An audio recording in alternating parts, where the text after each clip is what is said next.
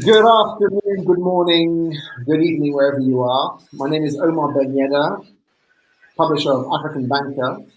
I'm going to be your MC for the day and moderator, taking you through the next hour or so. Welcome to Partnerships for a New Banking Ecosystem. We're here to discuss the future of banking technology, and how our panelists will be discussing their strategies, their thinking, their perspectives on what they're doing and how they see banking in Africa evolving. So I'm delighted that to be hosting you today. I'd also like to thank our host and sponsor, TagPay, and we're delighted to have the CEO here, chairman officially, but also CEO Yves Eonet. I'd like also to thank our partners, Blue Jay Communications, who have helped us host this event and put this together. So we've got today Jeeba Diallo, who's the senior fintech advisor at EcoBank. She's really a true expert in this particular field. EcoBank hosts the FinTech Challenge every year, and Jeeba is someone that the FinTech community I know like and respect and have huge admiration for. So I'm delighted to have Jeeba with us. We've also got Obina Ukwane, who's the Chief Digital Officer at Bank of Kigali. I had the pleasure to speak to Obina yesterday, and he'll have some fantastic insights for all of us. I enjoyed the way you thinking and the way you approach this particular area. Before we start our panel discussion, maybe we'll give a few words to our host, the chairman of TagPay, Yves Eonet, who I've had the pleasure of knowing for 2 or 3 years, and who's just released his latest book, which is published in French. It's called Fintechs: The Banks Fight Back. So maybe tell us why you decided to write a book on this particular subject matter, and why do you call it The Banks Fight Back? If you unmute yourself. Yes, okay, here we are. Thank you. I wanted to thank you, Omar, for organizing this conference. Yes, well, I'm very happy to be here because I think we all share this vision that the banks are going through an incredible evolution in the coming time. I mean, now, in the coming years. And this was the reason why we decided to write that book, is that we believe that there is let's say, a coordination of different factors, different issues that are coming on the market. The customers are changing, the threats to the banks are definitely here, and the technology is there to help. So all that together makes it an historical time for banks. And when we speak about digital banks, when we speak about digitalization of the bank, this is what it's all about. And the issue really, and that's what I would love to share with you today, is not how we're going to do it, because this is certainly something that can be addressed in every bank. The problem the issue that I would like to debate on is why we need to change that. Why is it now? Why do we have to do it? And what will be the impact on the bank organization? Fantastic, thank you, Yves. I look forward to reading the book. Hopefully, later we'll be able to send it to me. Sure. Me to read. Okay, so Jeeba, we'll start with you if you don't mind. Yves mentioned a few already interesting points, but ultimately, how do banks remain relevant, and do banks need to change what they're doing and how they're doing it? Because I know that when I spoke to your group CEO last year, said that banks, will still have to, or even people will still have to use banks for what they do, which is to a repository for cash. To assist with certain services. But anyway, how do banks remain relevant from your perspective, and from what you're doing and how you're engaging with the fintechs? How do banks remain relevant? Thank you. Hi, everyone. Good morning or good afternoon, depending on where you are. Thank you to the organizer of this event and for giving me the opportunity to speak. So to your question, how do banks remain relevant? I think the first response to that is obviously to make sure that we adopt digital as much as we can, digitize our services. And that's a journey that we started several years ago when we have a very big strategy around providing more digital services to our customers through our mobile application and many other products that are now in the market. It's quite interesting to hear Eve talking about fighting back, because I believe the other aspect of remaining relevant is just to make sure that we understand what is happening in our market. So in the African context, which is very interesting and quite special compared to the rest of the world, we clearly realize that there's a lot of financial inclusion need that is there, but there's also a boom in terms of digitization and adoption of digital services by many people in the continent. And actually, the financial inclusion is booming through the financial technology.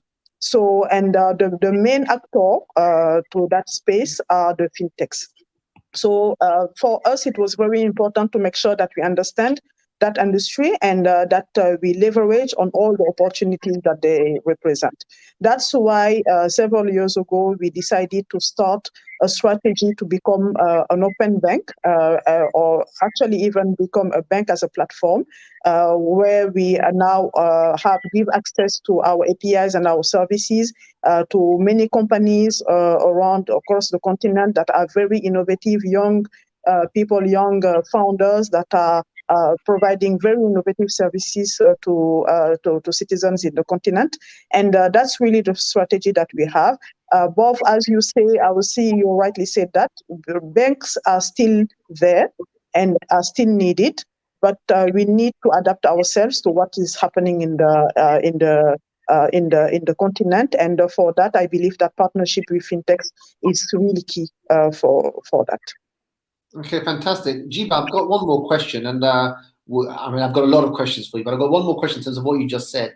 So if I understand correctly, you're identifying fintechs and you're seeing how to partner with those fintechs, whereby EcoBank will provide a service and these fintechs will help you provide a better service as well to third parties. But ultimately, so they're plugging into your platform or to your network.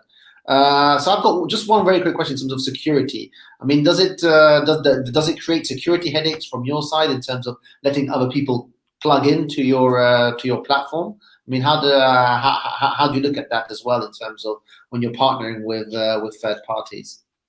So that's a question that we actually had to ask to ourselves even before, going to that strategy, because it's very important. When you go to a bank, the reason why is because you want to feel secure with your money. So we need to make sure that we keep that for our customers. If I want to summarize what I said about fintechs, we will consider them as an extension of the bank. And for that, of course, they need to have the same vision that ourselves, and they need to comply to our processes, but also to what the regulators are requesting them to be aligned with. What we are saying is that as we've been in this space since tens of years now, we have a very big experience and we have the direct link with regulators. We want to be the bridge between that space of innovators and the regulator and all that world that is making sure that as you, Omar, when you deposit your money somewhere, you have the security and you feel that at the end of the day, you have a way to take it back or to get it back. So before even launching the sandbox that is live since almost 1 year now, of course, we had to go through a lot of internal processes, both on the compliance standpoint, on the risk standpoint, on the legal standpoint, work very extensively with our security team to make sure that we put in place all the processes to make sure that before even going live with your fintech, we make sure that all the security requirements are respected, both on their side and our side. And that's something that is very, very important for us, because we want to remain, of course, in this industry for many, many years to come. We'll come to Obina in literally just 1 minute. Obina, if you may, I've just got one more question for Jeeba, actually. But it's actually based on something that Obina told me yesterday, or said yesterday.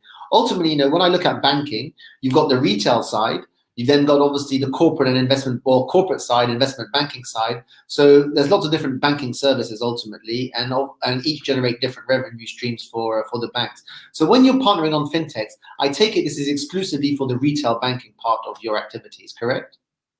Actually, no. Actually, we have very interesting partnerships with fintechs that are providing services for commercial and even for investment. So I was about it was planned to talk about the fintech challenge, which is a competition that we launched in 2017. It was the start of our strategy of becoming open to fintechs and inviting them to innovate with us. And it happened that one of the finalists of the edition of the FinTech Challenge that we had is a company based in Ghana. They are providing services in the investment industry. And we've been able to partner with them. And they created an application, they developed an application to enable investment very seamlessly through an application that is actually available in all the countries in UEMOA where we have presence. So as a customer, you just download the app, you provide the minimal of KYC that is needed, and from there, as soon as your profile is approved, you can do investment very seamlessly. And that's a fintech that we got through the FinTech Challenge. So we are not only focusing on retail, but there's a lot of companies that we are working on the commercial space as well as corporate, especially in the investment space. Okay, Obina, I'm going to come to you now, and I just want you, first of all, before I get to specifics on Bank of Kigali. So, any reactions to what Jeeba's just said, and in terms of EcoBank's strategy of being a bank that has a platform that fintechs can tap into? Is this something that you guys are? Is this similar to what you guys are doing in Rwanda? Is this a similar approach, or is it different and something that you would consider? Obina, you have to unmute. Thanks. Yeah, thank you, Omar. Thank you, Jeeba. So I think it's interesting. Obviously, there are many ways to tackle this. And I think what banks are looking at is a basket of approaches. I think the open banking, bank as a service approach is legitimate. And at BK, we also have a fledgling open bank framework, even though we're not as aggressive as EcoBank at the moment. We're more focused on creating many of our own channels and solutions in-house first to capture and secure our SMB corporate Intel customer bases. But I think EcoBank's approach is one of many, and it's proven really successful all around the world. I think a great example of that, Goldman Sachs, JP Morgan, Goldman Sachs famously is behind Stripe's banking as a service APIs. Right now you can get treasury through an API on Stripe. It's Goldman Sachs that's providing the service at the back end. You also have Apple that issues credit cards. This is also Goldman Sachs products indirectly. So I think it's a very, very good model that can work, whether you're trying to issue cards or offer different services like insurance, or treasury services, or even you're just helping them originate loans through your own platform. So absolutely, it's a very good approach. Okay, and in terms of yourselves, I mean, you mentioned that the majority of or not the majority, the bigger revenue stream for you guys is corporate banking, but you're pushing in the retail space quite aggressively. So tell us in terms of your digital transformation and how you're adapting to new market needs. Obina. Yeah, thanks, Omar. So, we see digital transformation as a necessity, right? So the bank, we've invested, large amounts of money over the last 3 years in transitioning the bank into a new era. I mean, I think this is a new requirement to sustain success, right? We're the largest bank in the country right now. We've had, an advantage for many reasons, but can we sustain that? I think technology is the key. I think all companies are becoming technology companies, whether you're a bank or not, to varying degrees. And every company will, to some degree, become a fintech company. And of course, this is true in banking specifically, right? If you consider all companies as existing on a spectrum, where you have different services, you have hardware platforms, the likes of Microsoft has a bit of that, Dell, Apple, especially Apple. You have operating systems, you have social networking, e-commerce, treasury, personal finance, business finance, card issuing, loan origination, credit scoring, etc. Payments, aggregation, payment acceptance, right? These all exist on the spectrum, and what you see is, a company might start in one place, and as they grow larger and stronger, and their customer base grows, and they acquire more talent, they move across that spectrum, right? A company like Apple does so many things. It does health, it does fitness, it does finance, right? So banks exist on the same spectrum, right? Right now, we have licenses where banks, because we can lend, but how long will that be exclusive to us, right? Shouldn't we also be moving along that same spectrum and offering a wider number of services, all enabled through technology, so that we can stay relevant, right? You look at a company like Google, they have Google Pay, they have so many different fintech products. You have Facebook with Libra, you have Apple with the Apple Card and Apple Wallet. So they're all expanding across that spectrum, right? What stops Google or Apple or Amazon from launching a bank-like service, coming together the way that Stripe and Goldman Sachs did with their banking as a service, right?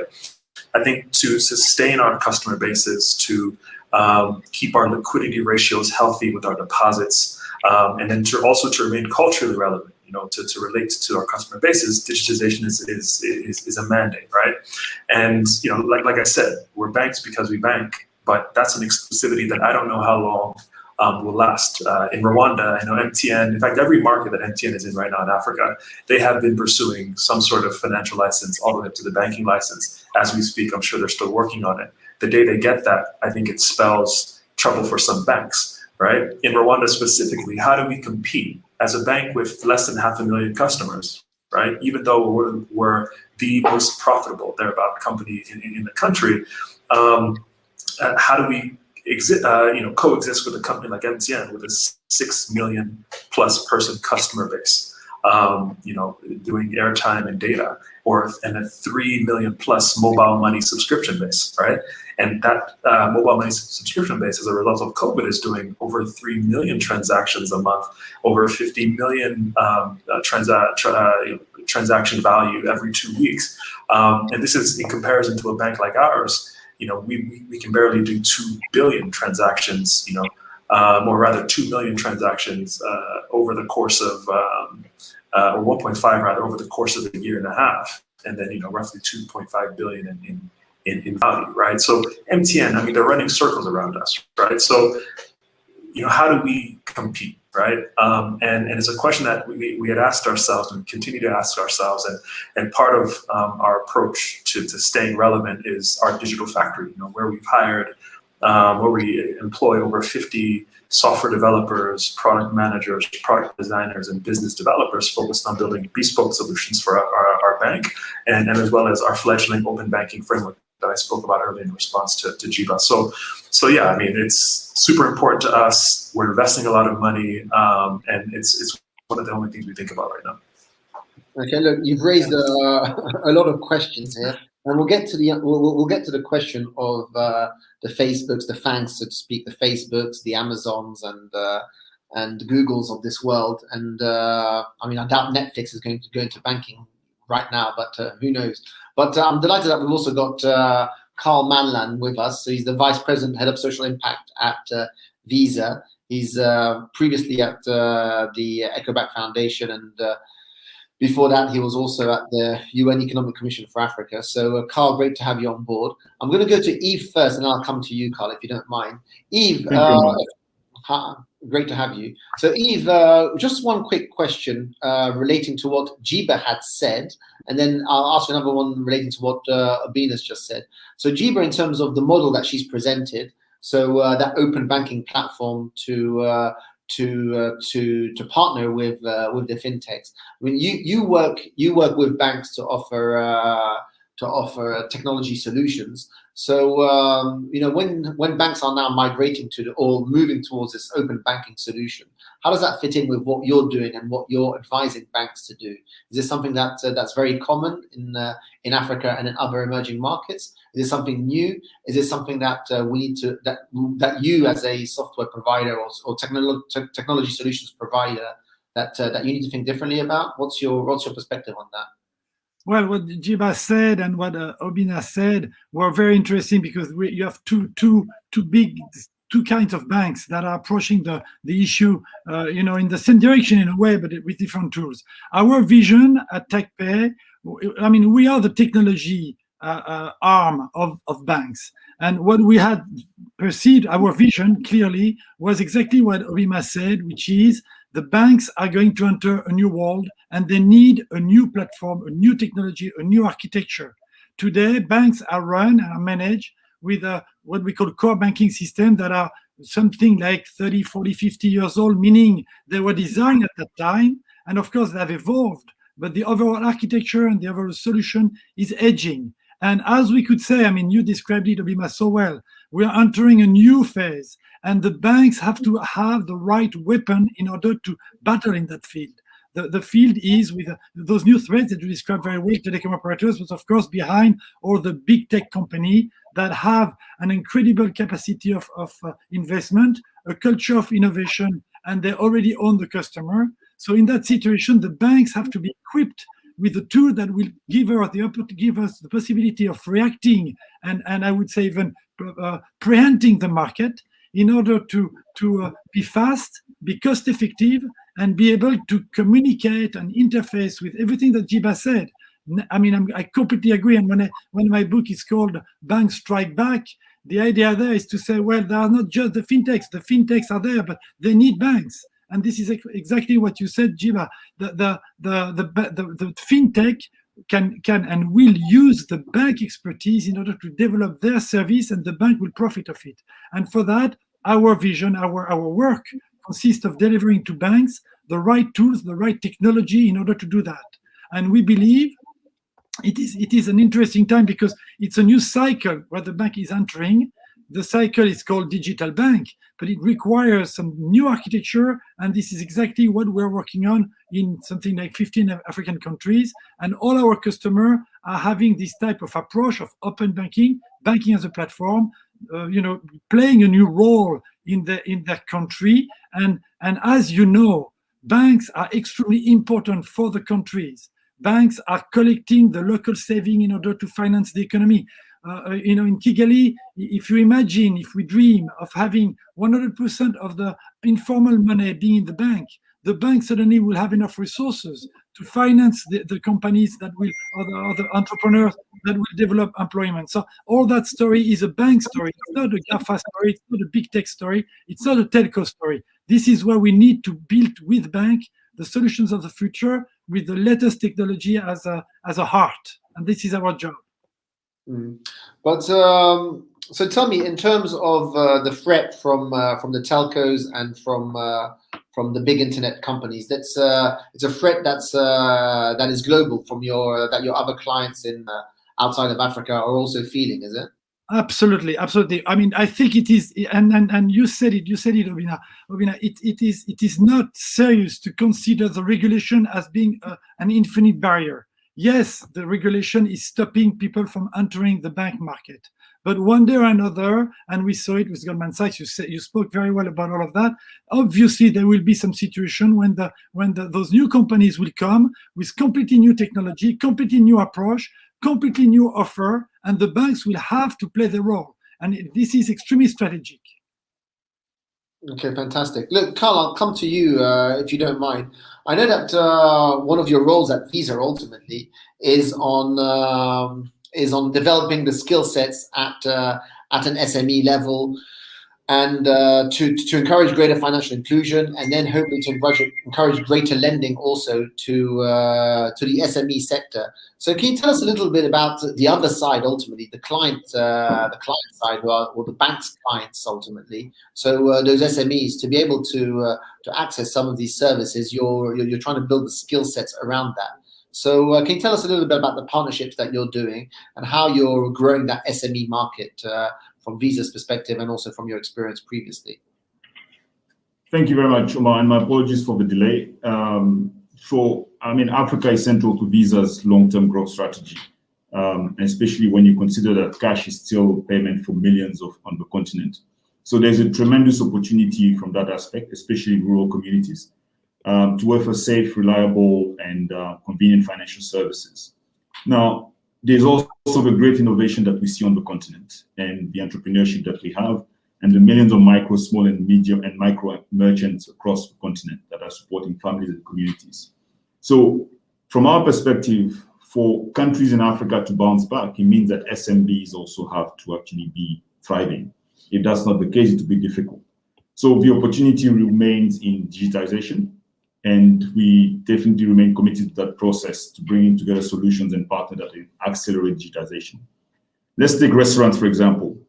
Probably where the massive majority of restaurant owners are SMBs, and the shift in digitization became a matter of survival during the pandemic. We're still in it, and ensure that we have home delivery. So when we think about that, we have also some data in Kenya, for example, where 54%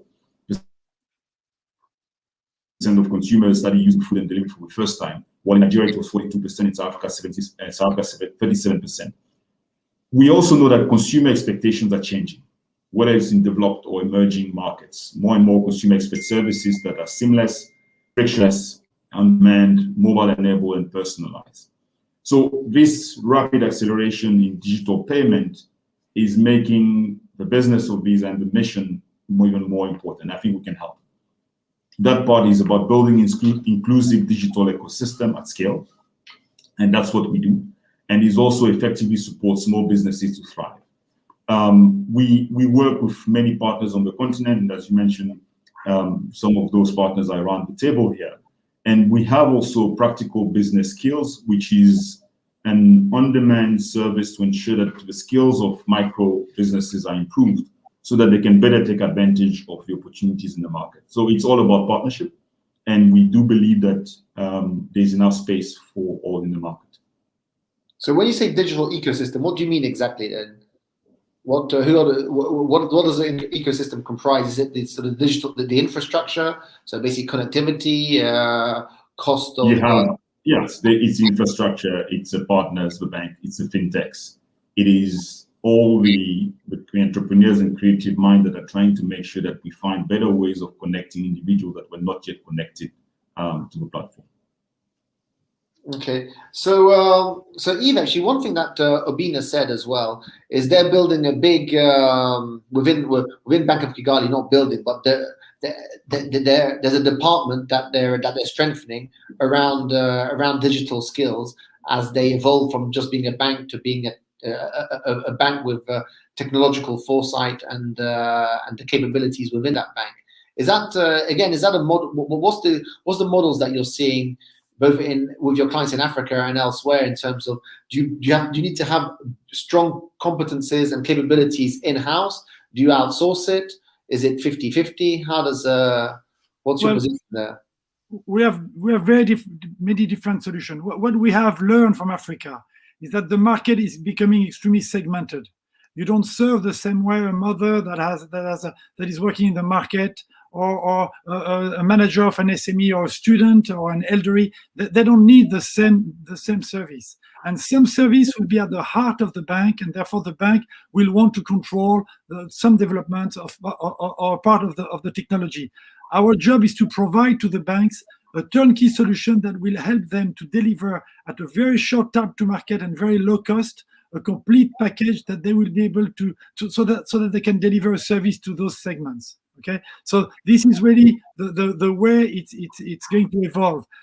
Some of our customers, I'm thinking about BMCI in Mauritania, they have done a spin-off, and they got a complete digital banking system from us, and they opened the bank, and so of course we connected all of that with the existing let's say branches and ATMs, etc. But at the end of the day, they have a complete digital operation, and they have outsourced the complete IT system.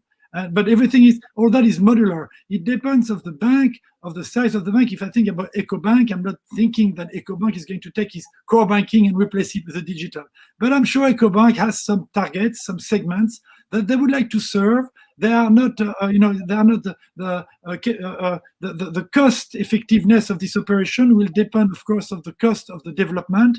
And with solutions like ours, we can have very optimized time and cost in order to serve those new offer that the banks want to do, and this is really what's happening all over the world.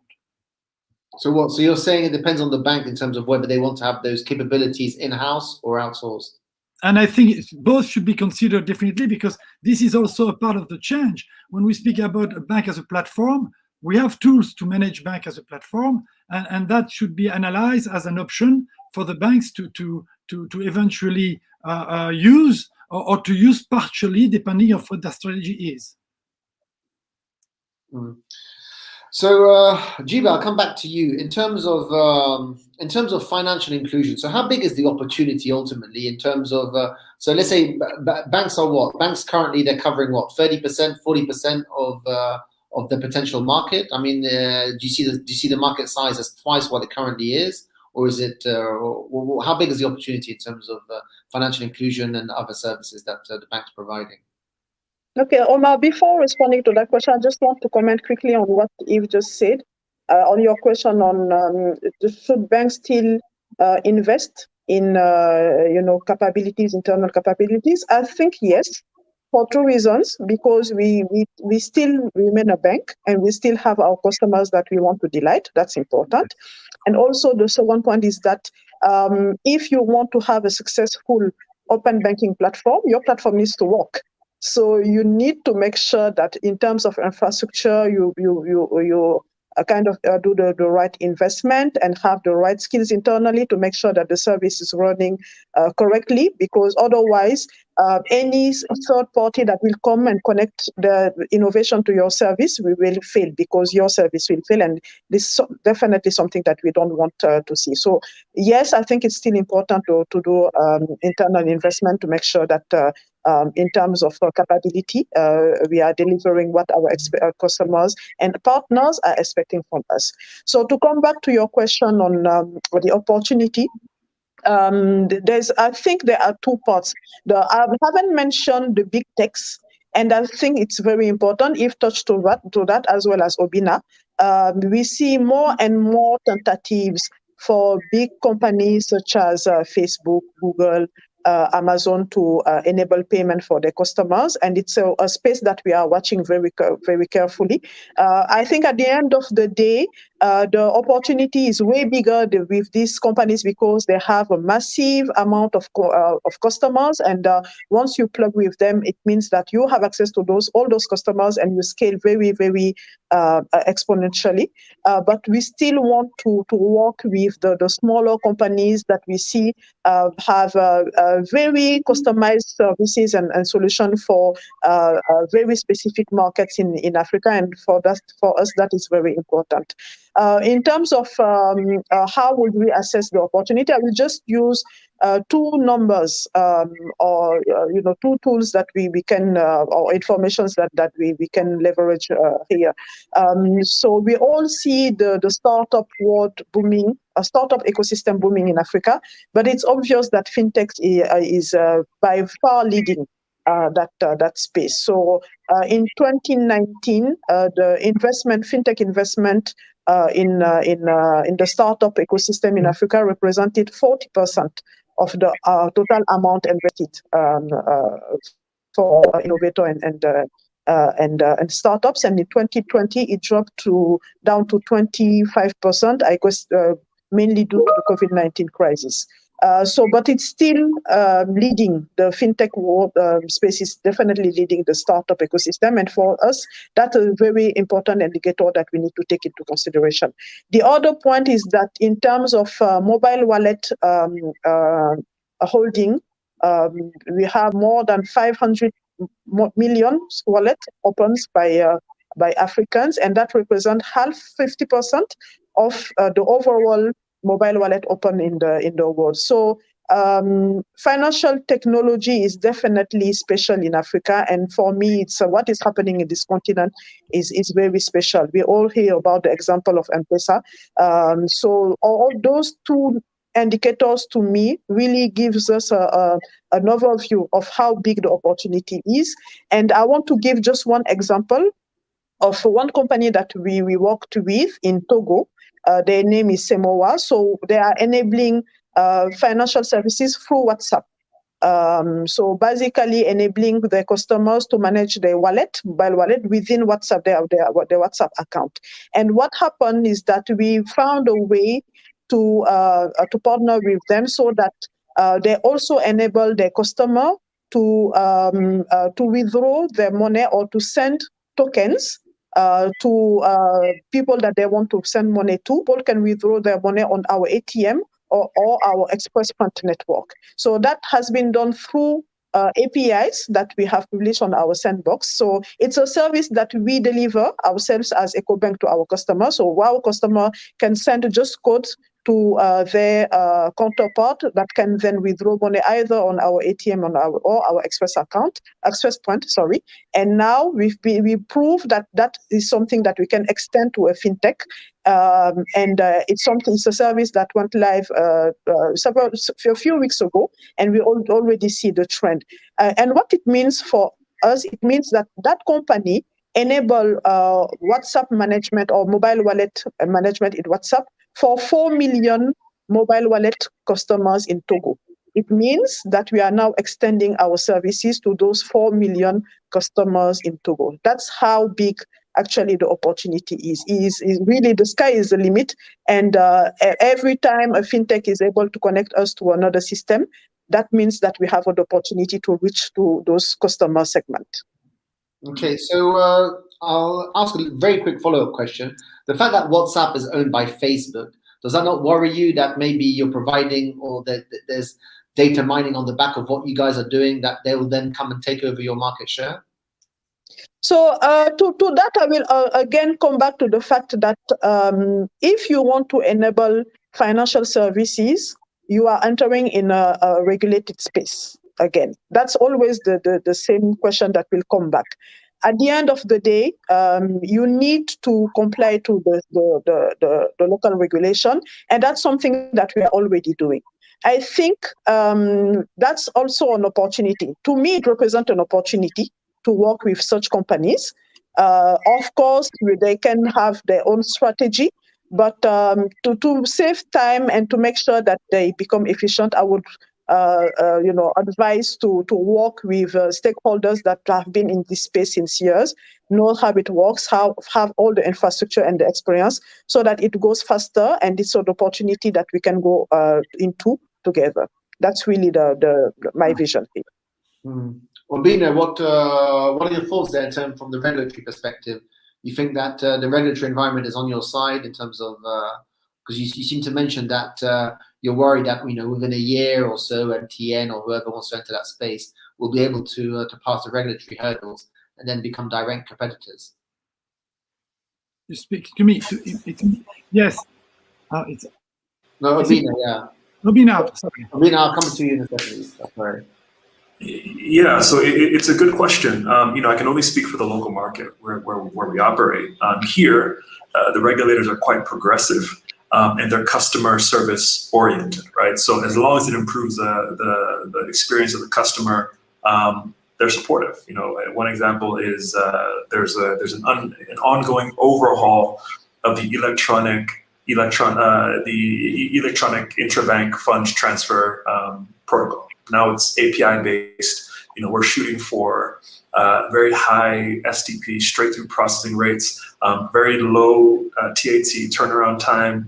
We want instantaneous transactions, right? So this is being driven by the central bank itself. In other countries, say like Nigeria, you have a separate, maybe publicly listed entity that drives these types of projects. But here in Rwanda, regulators quite keen on driving these things themselves for the time being.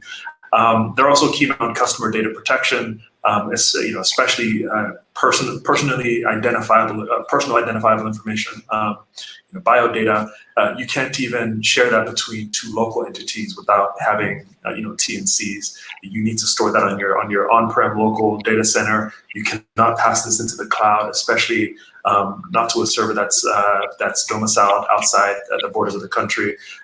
So they're quite progressive. They're customer service oriented and customer protection oriented. So if you align with them, you're good, and you can always approach them with new innovation. Okay, look, I'm going to ask a question to Obina, Jeeba, and Carl, and then Eve can maybe reply to it. But really, what drives innovation within your institutions? Is it technology, or is it customer needs, or is it the threat of new players such as the ones we've been speaking about? So we'll start with Carl. Maybe I know that, for example, Visa bought a fintech company in Sweden, I believe, last week. And I believe that Visa is, or that a lot of fintech investments have gone in payment companies. So obviously they'll be competing with what you guys are doing on the continent. What do you see the biggest or the drive for innovation in terms of what you guys are doing and how you guys are thinking about problems? Is it technology? Is it customer solutions, or is it the threat of new players? I think it's more providing solutions. Visa is a trusted engine of commerce, and we really want to make sure that we connect the world through innovative, reliable, and secure network payments. So it's about enabling individuals, businesses, and community and economies to thrive. So, and this is done through partnership. You mentioned the one that the Swedish acquiring that was acquired, but also we continue to work with different players on the continent. So they are doing three things. It's about growing credentials. That means partnering with traditional and new issuers to reach. Okay, so I'd say that's customer-led then, therefore, in terms of providing customer-led solutions. What about yourself, Jeeba? Is it what's been driving your innovation? Is it you've seen tech developments? Is it customer? Is it the need for new customers and customers demanding different things from banks, or the threat of new players, or all three? I think it's a combination of the three. But obviously, if I had to put something in the center, it will definitely be customer, because I mean it's core to our business. The day we don't have customer, we just shut down everything and go back home. And that's definitely something that we don't want to happen. And we actually created a customer experience department, which is core to our strategy, because we strongly believe that it's very important to listen to customer, to listen to their feedback, and we have a lot of the feedback that we need to take into consideration. That's something that is core to our business. So customer definitely at the center of everything. But we strongly understand that technology could probably be the best vehicle for us to listen, to adapt ourselves to what the customer are looking for. But we also want to get those customers that are outside our scope. And that's why for us, partnering with third parties is very important, because, again, we see them as our extension. We are not pretending that we can do everything. Definitely we cannot. We are doing our best, but we need to make sure that we find the right partnerships to scale and make sure that we delight our customer as much as we can. Obina, from your end? Yes, thank you. I think it's driven by the need to stay competitive with other banks and other players inching towards the finance space, such as telcos like MTN. It's also driven by customers, and it's kind of one and the same. For us, as a bank that deals largely with big companies and government, we need to stay liquid so that we can participate in the biggest and most profitable deals. Deposits plays a big role. If your corporate customers, SMBs, corporate, that make up the majority of the deposits, if they're not happy with your ability to make certain integrations with them and enable their ERPs within their organizations, or if the SMBs aren't able to process invoices or send transactions quickly enough, reliably enough on your platform, they move their money elsewhere, where they can get those services. And you can see 2 to 5% of your deposits moving with one customer, up to 10%, right? And they're quite fickle, and everybody is improving their services. So for us, it's about staying competitive and serving those customers that put their money in our bank, so that we can turn around and lend it to the biggest and most profitable projects. Eve, I'd like you to react to what's been said. So Yeah. about staying competitive, and it's a customer-led ultimately. The customer is demanding these days, and he will want services from banks that are convenient and I suppose cost-effective as well. So I mean, are you surprised by what's been said just now? Well, not at all. And I think, we are, we are very much in phase with everything you said. The key is that the customers have changed. The banks used to have one offer for everyone. Now the bank is needed, and this is what you do, Jeeba, with the fintech. The customer are requiring specific offer. Therefore, there is a bank for each of us. And this requires to understand better the customer. And we have changed. I think we need to mention the word. We all have mobile phone in our pockets. That has changed ourselves. Our life has changed, and the bank has to adapt to that. And I was very, very happy to hear Jeeba speak about Semoa, because we've been working with them for some years, and this is typically, what they do. Those guys, they realize that people are using WhatsApp. So why not WhatsApp? Why not to use WhatsApp to deliver some services, financial services? And of course, as you said, Omar, you have to be careful. But as long as you use those big tech technology as a channel, as a pipe that is going to transfer or to help you to reach the customer, it's fine. What you have to be careful with is not to use those big tech as a security service, as people that are going to hold your keys and your secrets. And this is what is, of course, mandatory. And in the process of understanding what the customer wants, one of the things they want is to use those social networks, and WhatsApp included. Therefore, the bank has to find the right way through the APIs in order to connect and to be in that world of social media world. And this is what TechPay is doing.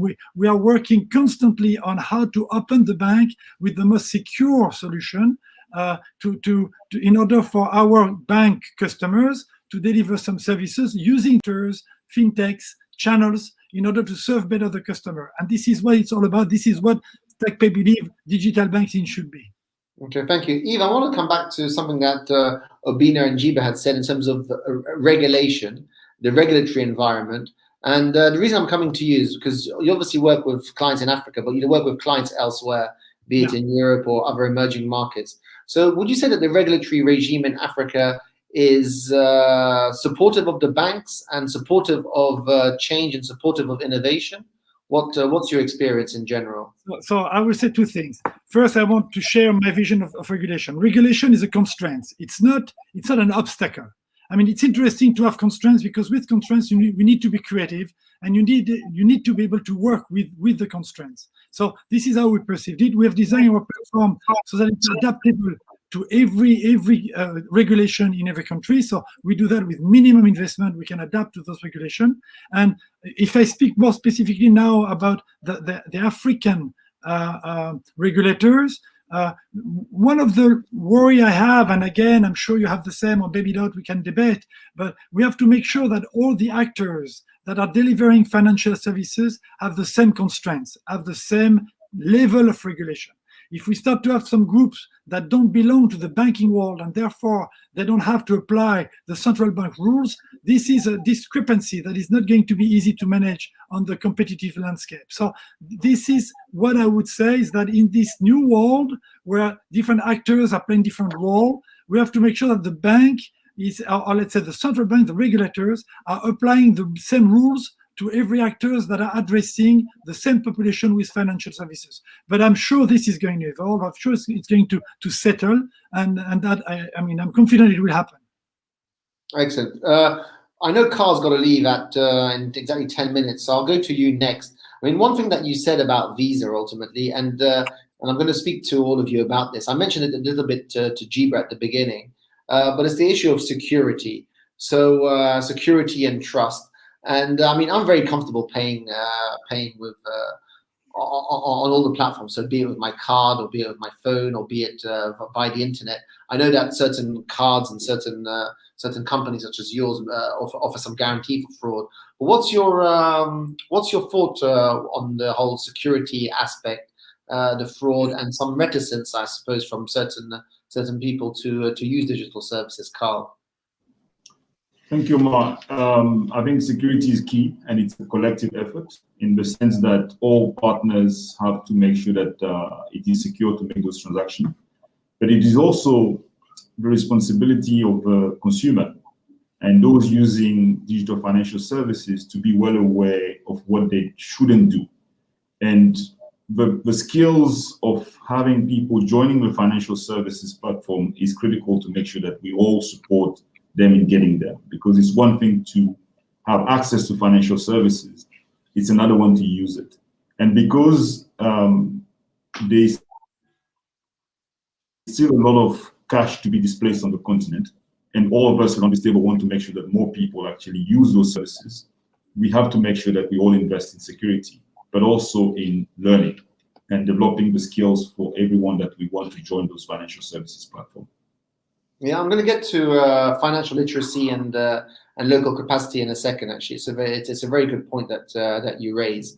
But Yves, when I spoke to you a couple of weeks ago, you said that actually most of the fraud doesn't take place on digital platforms. It takes place within the banking institutions themselves. So can you remind me what you said and elaborate on this? Well, I that was not the exact word I used. What I used is to say that the cloud is considered as a weakness, and my vision is that it's not a weakness, it's a strength, because the actual hosting is in a place where there is let's say a complete separation between the operation of a bank and the actual hosting of the server. So that brings a very interesting level of security for what I call internal fraud, which is this inevitable human interaction with some data that shouldn't be seen or touched. So the idea there is to put the cloud as a solution that can solve or improve that fact. That's it. Okay. And okay, we'll get okay. So in terms of Obina and Jeeba, I don't know whether you've got anything to say on the security aspects and maybe the reticence of people to use digital services. Obina?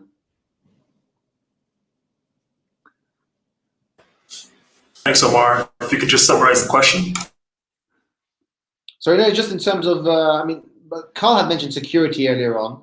We mentioned it briefly in terms of fintechs accessing banking platforms, but you see security as a big issue, and Jeeba also mentioned it. You know, people go to banks because they have to trust the banks. But do you think security being an issue in terms of digitalization and digital banking and digital platforms?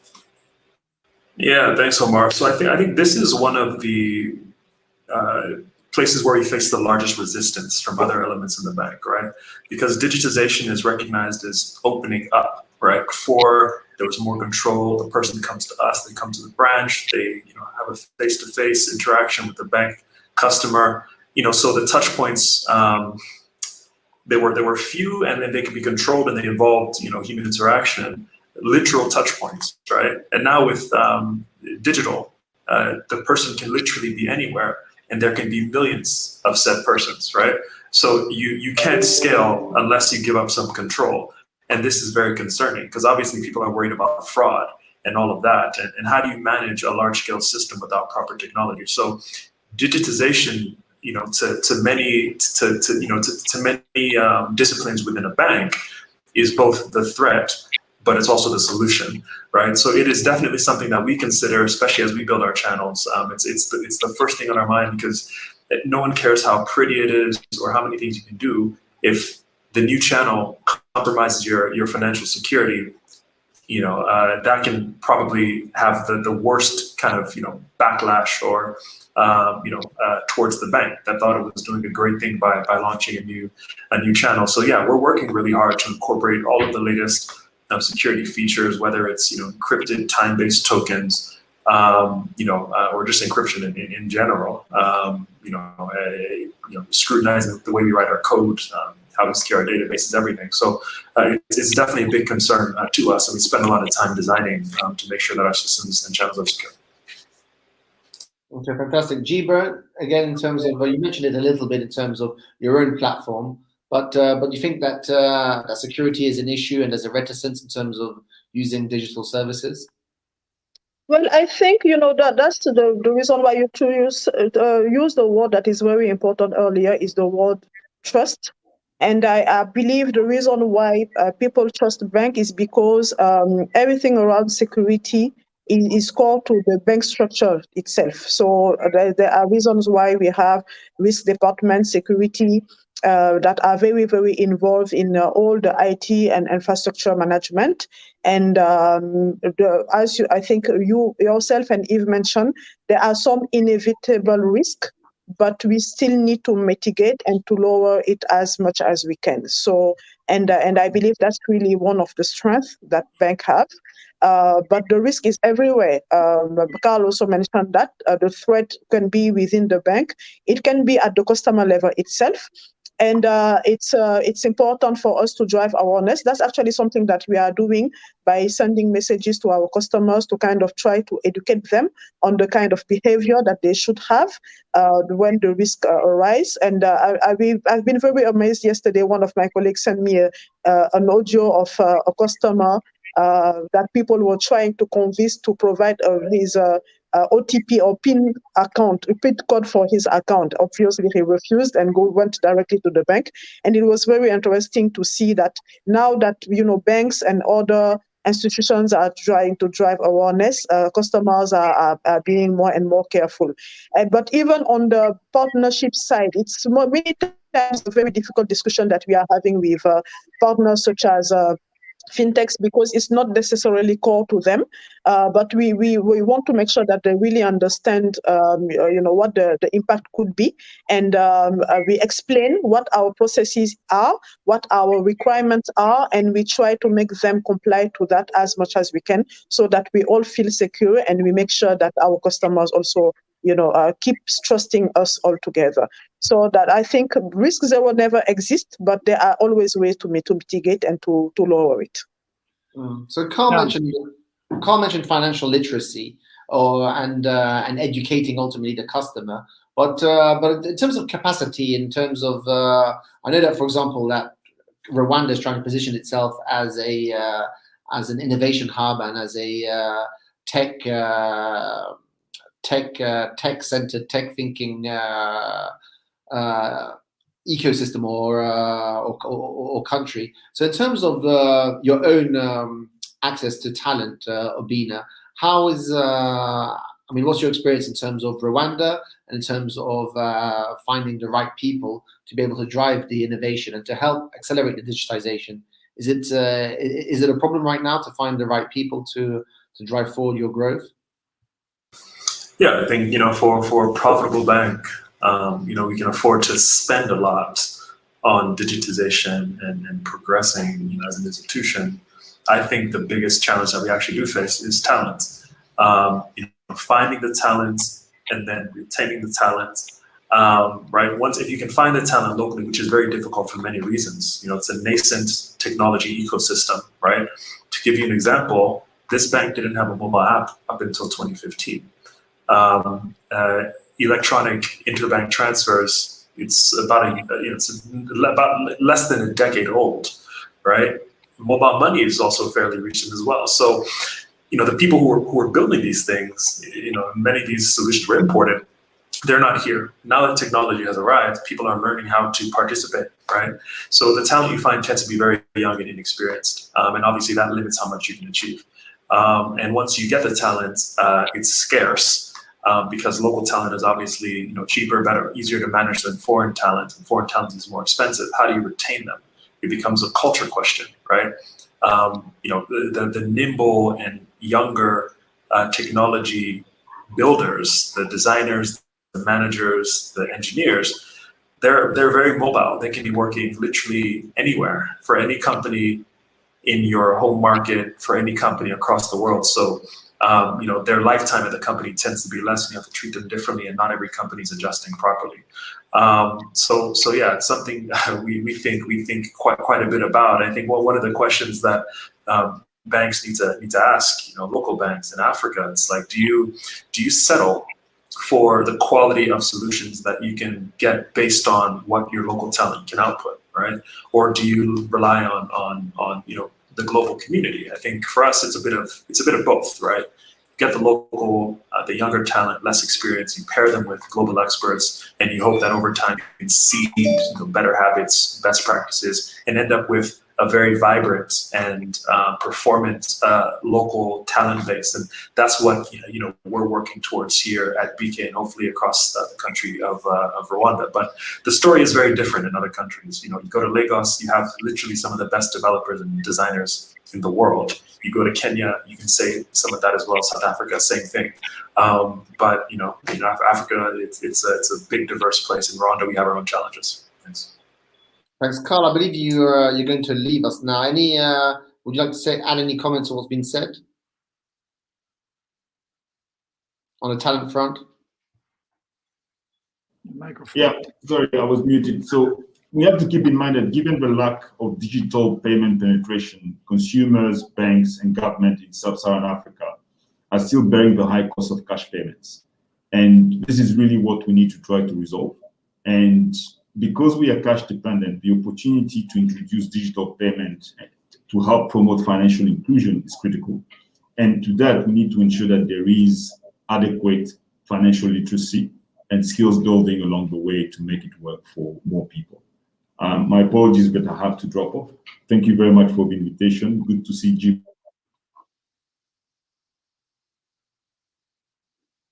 Thanks, Carl. I think we've lost you. Carl, yeah. Thanks for coming. So Jeeba, in terms of what Obina's just said, in terms of talent and the is it holding you back access to the competencies that you need to, or is it slowing you down? Or would you like to move more quickly, or it's not an issue that you have at the bank? Well, I guess it's the same case for any other bank, right? And depending, of course, in the market where you are. Obviously, countries such as Kenya and Nigeria, because the innovation ecosystem is very vibrant, obviously you will have more opportunities to find people, but they are still struggling compared to the US or an Eastern country, obviously, but even if they are leading. I think the area where we are very much struggling on finding talents will be on AI, and everything around, machine learning, artificial intelligence. How do we leverage all the data that are going through that we can kind of use as a mine? Is really the next mining is really data, and provide services, make sure that we are getting closer to our customer, we better understand them, and we provide solutions that are very tailored to their need, as Eve was saying earlier. So to me, that's really the space where we need to have a specific watch, because it represents a big opportunity. But at the same time, unfortunately, we don't have the arms to all the people to help us on that. I think security is also very, very important. We many often forget it. And it is very important that we keep the trust that our customers have for us. And the security, to me, is really important, as we need to make sure that we have as less breaches as possible, and keep the security that we are already offering to our customers. So to me, AI, machine learning, and security are core. And that's really where we are trying to find talents across the continent. Excellent. Eve, maybe you respond to what Jeeba's just said, and also your experiences in terms of talent and digital transformation. Is it, are the competencies there in terms of what you've seen with your clients on the continent? Well, I'm very sensitive to everything you said. Obviously, you spoke about security, you spoke about talent.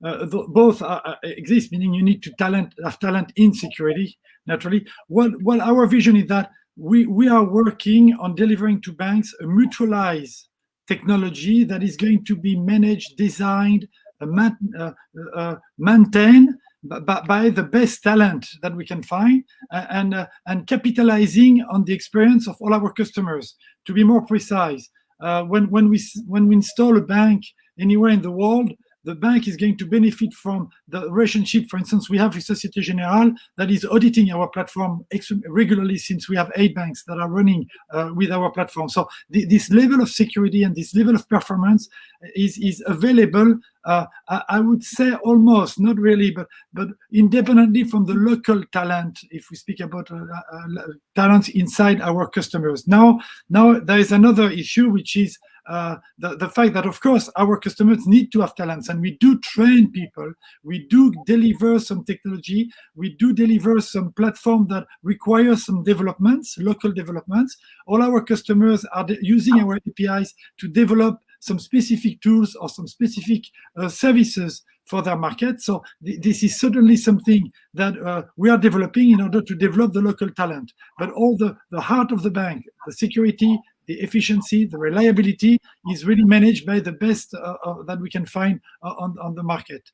And the mutualization brings a very good, a huge strength to this offer. Now, I want to make a little word about security and trust. Security and trust are different. You have security, of course, it is linked, and you need to be secure. And I can tell you our level of security is extremely high because we have all this responsibility of dealing with platforms that are managing money. We have something like 8 million accounts that are managed on our platform that requires a very high level of security. But the trust is a little bit different. The trust means that the customer has to trust the bank in his interaction with the bank, meaning, so very often, the trust depends on the perception of the consumer. And the consumer is going to be extremely sensitive to what I call real-time reaction of the bank. When a consumer makes a transaction or gives an order, and it is not real-time like his life today is real-time, it gives a feeling of insecurity or a feeling of untrustfulness. And this is how technology can help to improve the trust that the customer has in the bank.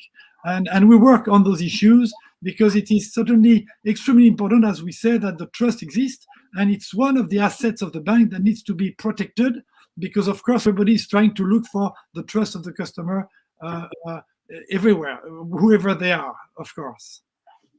Okay, so I've got a couple of questions here from the audience.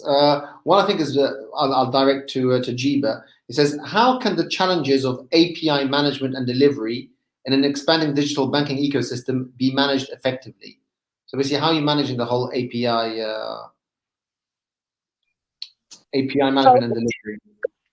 The API management delivery. Okay, actually, very simply, as I think I mentioned, the fact that we have a sandbox, which is a protected space where we publish our APIs and where partners can play. They can play with our services and our APIs as much as they can. But because it's a secured space, they are not live, there's no risk, right? And before going live, we do all the due diligence, security check, compliance, even on the business side, make sure that we are aligned on what we want to deliver together. So that's really, to us, Sandbox was, for us, the best way to make sure that we deliver the APIs, and not only because it's secure, but also it's a central space. So we want to drive self-service as much as we can. If you are a fintech, go there, register yourself, do your test, play with whatever you want to play with, and when you want to go live, that's another discussion that we'll have together to make sure that we are all secure. Okay, fantastic. Yeah, that sounds great. Okay, so another question, I'll synthesize it. But basically, with neobanks and digital-only banks and other players coming on board, who may be better connected to their customers, what are banks competing on? I mean, what is it that they're offering? What's their USP? Maybe we'll start with Abina, and then we'll go to Jeeba. Yeah, thanks, Omar. I think that's a great question. Again, like we said at the beginning, there are many ways to approach this problem of digitization. Some banks are going the back end, background player route with bank as a service approach, providing APIs for the companies who have taken a more front end, customer facing approach to this problem. Right? These are people who excel at design, user experience optimization, customer service. And then they simply send instructions to a bank that's providing the back end service. So I think a bank needs to decide what it's going to be good at. I'm yet to see a bank that is good at everything. There are reasons for that. And it's not easy to be good at either. I think it requires a certain set of skills. We just spoke about API management. If you're going to be a bank as a service, doing API management is going to be extremely important. And there are examples out there of where this has been done. They've refined it to the state of an art, right? You look at Stripe and the way they document things publicly online, or Temenos, or Paystack, or Flutterwave, right? There are companies that excel in this, and banks need to also pick up some of these things as well. And then, of course, if you then want to compete and have a competitive customer experience, whether it's on USSD, on the web, on iPad, on the mobile phone, if you decide to build it yourself, good luck. You're going to need some amazing talents. And if you decide you're going to take something off the shelf, there are a number of options out there, from Backbase, to many other companies that offer customizable, white-labeled digital banking channels. And banks really have their pick. But yeah, I think a bank just has to choose its strategy, chooses how it's going to approach the problem, and then go for it. Jeeba, your closing comments? Yes. So when I was saying earlier that we want to become a bank as a platform, I really mean that we want to become a bank as a platform. That's really what it means. I know I completely agree with Obina that we need to watch on regulators, because it's different from a country to another. And Rwanda is definitely leading the way. I really like the way innovation is driven at the very top level. But the really strength of EcoBank is that we have presence in 33 countries across Africa, and we're managing relationship with regulators in each of the country. I'm about to share secrets, but it's happening that we are currently piloting an integration with two fintechs, one in Kenya and one in Togo, where they are doing integration with our Light account, which is the EcoBank Express account, which is a sort of wallet that we provide as a bank account. And the idea that we are working on and what we are about to deliver is that those neobanks, those fintechs that are actually neobanks, will be on the front end with the customer. So the customer will be dealing with those fintechs and have an application that is a neobank application, but on the back end is going to be an EcoBank account that is running. And it's something that we want to drive to scale. So to us, we really want to go to the end of the opportunity, become a real bank as a platform, invite neobanks as much as they can. Of course, some of them will have all the regulatory approval, the licenses, despite the fact that it's going to be very heavy.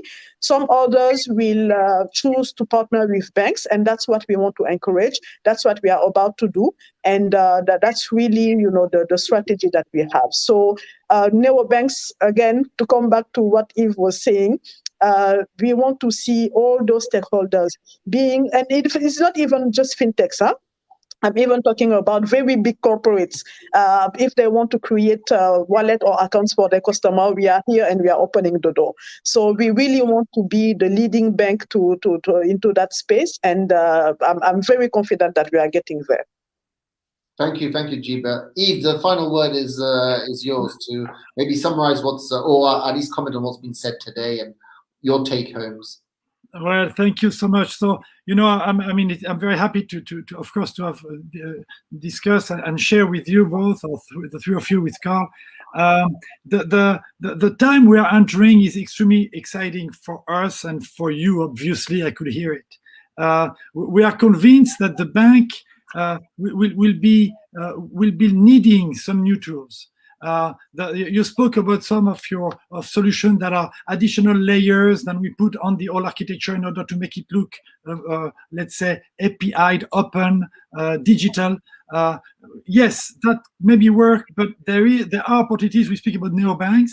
Those neobanks will never be successful if they have this type of solution for cost reason and for flexibility reason. So we are here to help the banks, any size of bank, to be able to deploy neobank type or I would say spin-off type of operation that can be delivered extremely fast. Just as an example, we have delivered in Mauritania a bank that we met at the beginning of the COVID crisis, and 4 months later the bank was up and running in Mauritania, and everybody was trained, everybody was installed, everybody was ready to run with all the interconnection with the local ecosystem. So those are things that requires some expertise that we have, and that also opens the bank to some new ventures, new capabilities, especially because of the low cost and the speed of deployment. And we believe those two things are mandatory, are extremely important. Customers don't wait.